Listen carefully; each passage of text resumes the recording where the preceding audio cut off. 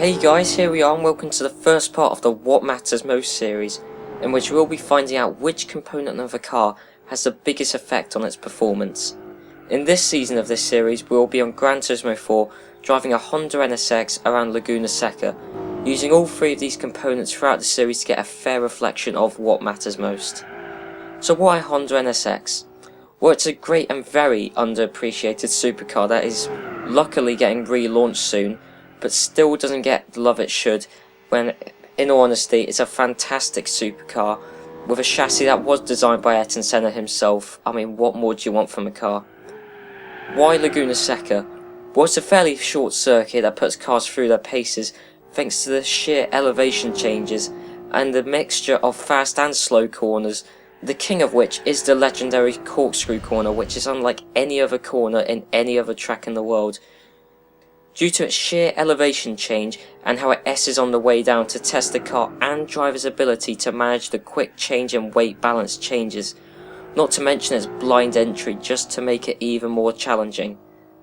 Now this all may sound familiar, and that's because it sort of is.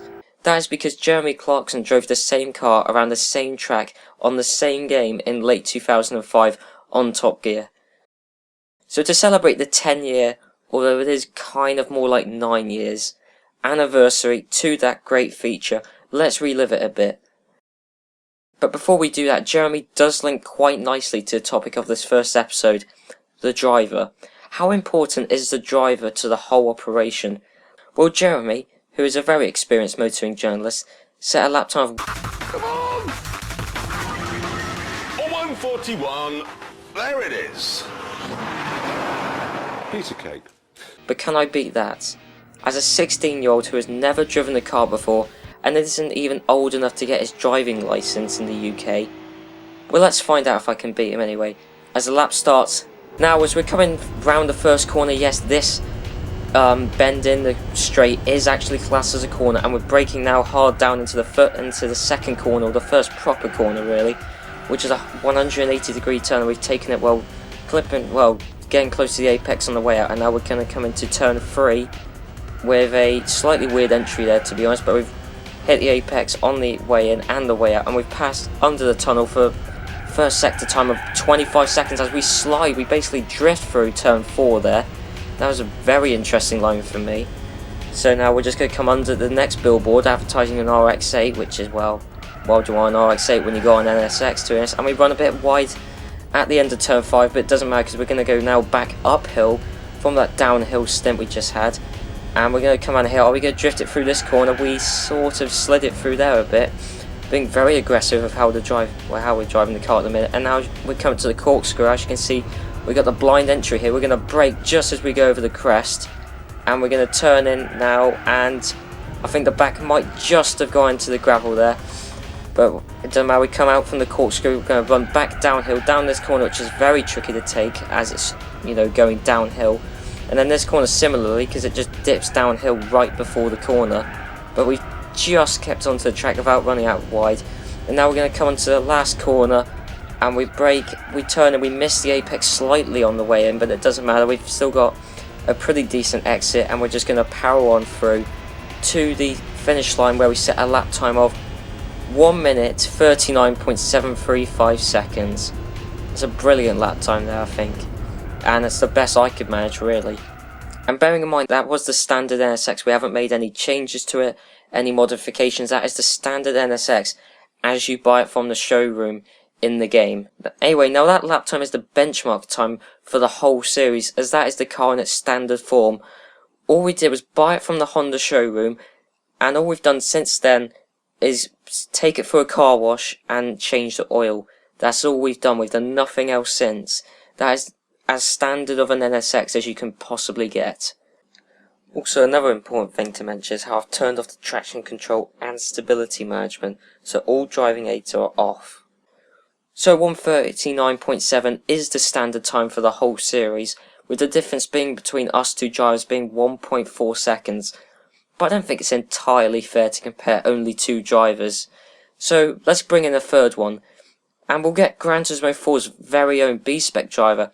As you can see here, this is the rating for my B-Spec driver. Not the best, but a pretty solid driver considering your B-Spec driver improves as the game goes on.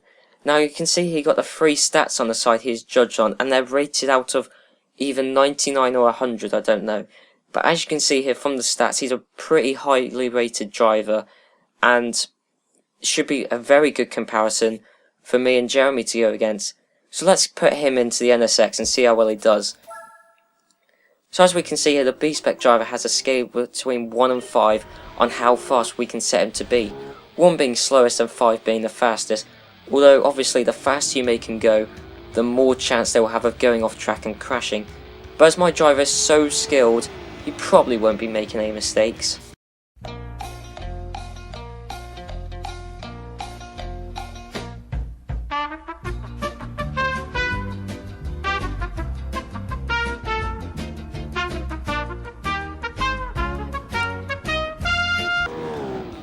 So let's start things off with lap 1 on pace 1, which is slow pace. And as you can see here, he is miles behind my ghost car and sets a lap time 8 seconds slower than me. And that's even 6.6 seconds off of Jeremy. But then on his second lap, where he upped his pace to 2, which is reduced pace, he improved substantially to be only 6.5 seconds off of my time. Then we go on to the proper racing speeds on number 3, which is medium pace. He improves by a full 3 seconds on his previous lap to be only 3.5 seconds off of my time and only 2.1 off of Jeremy's time. Most of which was lost around the corkscrew corner and the corners just before and after that one. So now we go on to pace 4, or increased pace. This is where my B-Spec driver finally beats Jeremy Clarkson's lap to go into second place out of us 3. In this lap he is pretty much consistently just behind me, except at turn 5 where he goes in much quicker than me as I ran out wide and he pulls out ahead. Unfortunately though for him, he loses that advantage as soon as we go into turn 6, as I take a much quicker line in. However, at this pace, despite his sheer skill, he does run out wide at turn 8, which does cost him a fair amount of time. But in the end he is only 1 second off of my time, and beats Jeremy's time by 0.4 of a second. So now finally the quickest pace, or pace 5, which is push hard. This is where my B-Spec's driver's skill finally runs out as he goes too fast, showing pretty much throughout half of the entire lap. He runs way too wide at turn 2, losing him a lot of time. Then at turn 3 he runs wide off the track entirely. While he does catch up to me massively at turn 5 again, he's still 0.2 off of my time, and when we get to corkscrew he cuts the corner entirely due to how fast I'm telling him to go, before finally running out wide at the end of turn 8 again.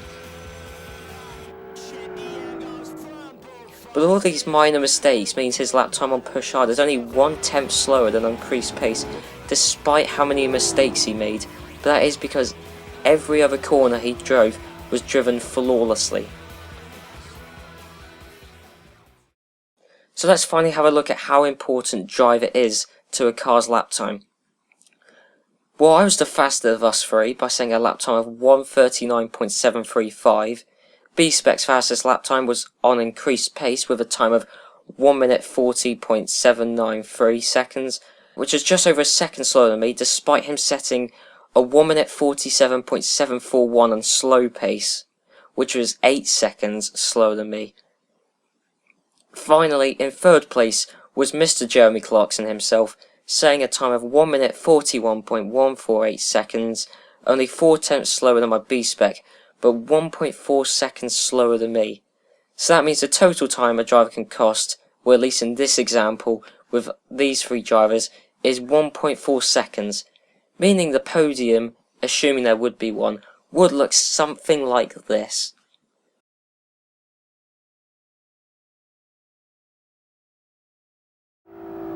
Anyway, I hope you enjoyed the first part of this season of the series What Matters Most, and if you did, make sure to like the video and comment if you want.